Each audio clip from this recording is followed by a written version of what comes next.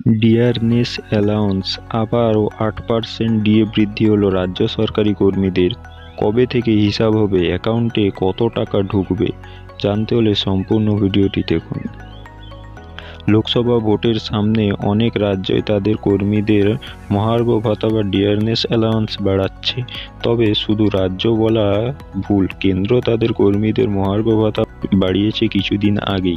সম্প্রতি পশ্চিমবঙ্গ সরকার তাদের কর্মীদের মহার্ঘ ভাতা বাড়িয়ে 4% করেছে। এখন মহার্ঘ ভাতার পরিমাণ 14%, কেন্দ্র থেকে অনেকটাই কম। আর এর জেরেই জড়তা আন্দোলন লেগেই আছে।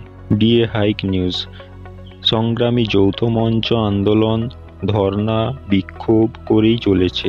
তাদের দাবি তাদের কেন্দ্রীয় হারে ডিএ অ্যালাউন্স দিতে হবে। আবার গত পরশুদিন 31শে মার্চ 2024 উত্তরপ্রদেশ সরকার ও রাজ্য সরকারি কর্মীদের মহার্ঘ ভাতা বাড়িয়েছে।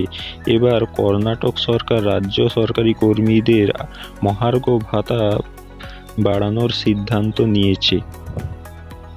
কর্ণাটক সরকার তাদের রাজ্য সরকারি কর্মীদের ডিএ অ্যালাউন্স 38.75% থেকে বাড়িয়ে 42.75% করার সিদ্ধান্ত নিয়েছে।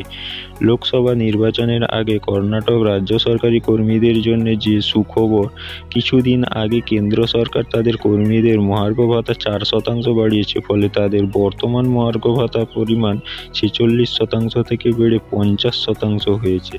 এরপর থেকে একে একে অনেক রাজ্য তাদের কর্মীদের মহার্ঘ ভাতা বাড়িয়েছে। এর ফলে রাজ্যে 17,092.71 কোটি টাকার বাড়তি বোঝা চাপতে চলেছে। কেন্দ্র সরকার কর্মীরা বর্তমানে 50% করে ডিএ এবং ডিআর পাচ্ছেন। ফলে এই বর্ধিত ডিএ কার্যকর হচ্ছে 1 জানুয়ারি 2024 থেকেই।